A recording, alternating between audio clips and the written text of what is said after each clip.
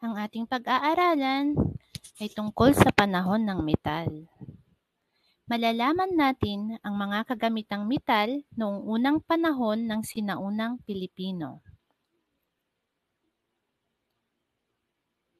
Panahon ng metal. Kadalasang sumasabay ang mga ganitong pagbabago sa lipunan, kabilang ang magkabilang pagsasanay sa pagsasaka, paniniwalang panrelihiyon, at mga malasining na estilo. Tandaan na sa panahon ng metal, natuklasan ng mga tao ang kaalaman sa pagmimina at pagtutunaw ng bakal. Ito ang panahon matapos ang panahon ng Neolitiko o panahon ng bagong bato. Sa arkeolohiya, ang panahon ng metal o bakal ay ang yugto ng kaunlaran ng sinaunang tao at namamayani ang bakal sa pangunahing sangkap sa mga kagamitan at sandata. Nagsimula ang panahon ng metal noong 4000 BCE o before Christ era hanggang sa kasalukuyan. Ang ating mga ninuno ay natuto ng gumamit ng mga kasangkapan at kagamitang yari sa tanso, bakal, at ginto. Ang panahon ng metal ay nahati sa dalawa. Una, maagang panahon ng metal. Sa maagang panahon ng metal, gamit ang tanso, natuto ang mga sinaunang tao sa paggamit ng palamuti, hikaw, kwintas at pulseras na tinawag ding ling-ling-o ng mga arkeologo. Ang ikalawa naman ay maunlad na panahon ng metal.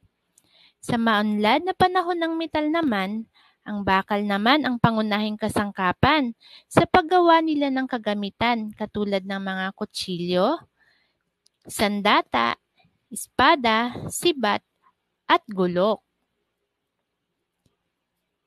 Ito ang halimbawa ng mga tanso na metal. Ito ay ang tanso o copper. Ang unang natutuhang gamitin na metal ng mga sinaunang tao ay ang tanso o copper. Pinapainitan nila ang copper ng uling upang maging metal na tanso. Ito ang mga halimbawa ng kagamitang metal, ang kutsilyo, sandata at gulok at pati mga alahas. Madalas nilang gawin itong alahas at kagamitang pandigma. At natutuhan din nila ang pagproseso ng copper ore sa kanlurang Asya. Mga kagamitang gawa sa tanso. Iba't ibang kagamitan at armas ang nagagawa mula sa tanso tulad ng espada. At iba't ibang kagamitan at armas ang nagagawa naman mula sa tanso tulad ng palakol. Palawakin pa po natin ang ating kaalaman sa mga kagamitang metal na nagdulot ng mausbong na pag-unlad ng mga sinaunang Pilipino sa pre-kolonyal. Ito naman ang panahon ng bronze na metal.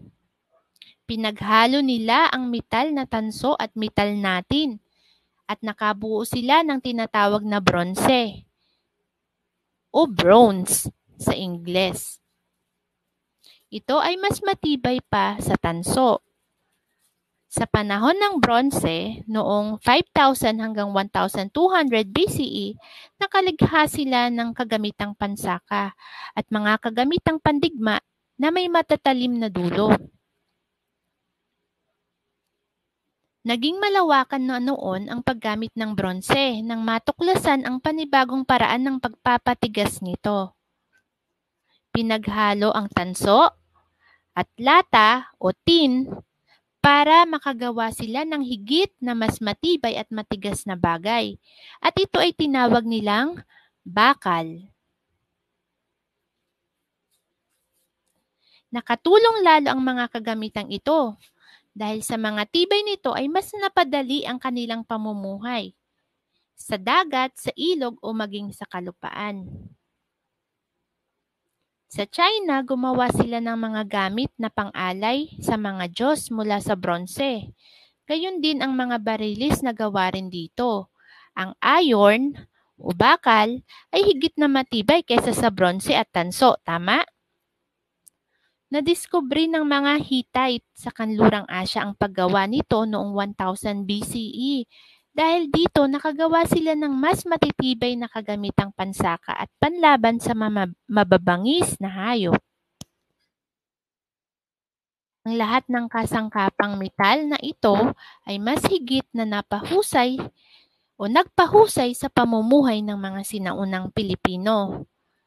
At maliban nga sa mga sandata at kutsilyo, nagawa din nila ang black loom weaving sa paghabi ng tela. At eto, alam nyo ba na ang tanso ay mahalagang sangkap? Nakasabay din ng ginto at dahil malambot, hindi na kailangang tunawin ito bago hugisin.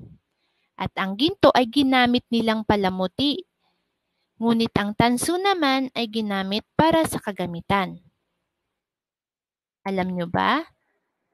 Ayon kay Dr. H. or Henry Oatley Bayer, nahahati sa dalawang yugto ang panahon na gumagamit ng metal ang mga Pilipino, ang Prehistoric Iron Age at Late Iron Age.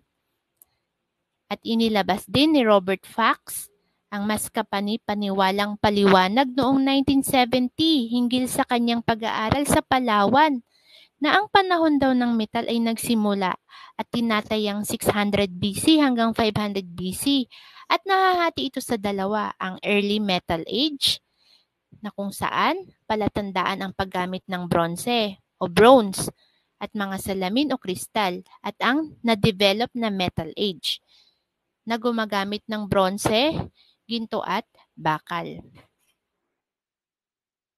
Alam nyo ba ang mga nahukay sa Pilipinas na nagpatunay na mayroon panahon na metal? Natuklasan sa yungib ng Duyong noong 500 hanggang 300 BC ang mga kagamitang bronze at bakal. At sa yungib naman ng Manonggol noong 190 BC ang mga beads. Nakita nila ang mga beads na gawa sa bakal, salamin at pulseras na bakal.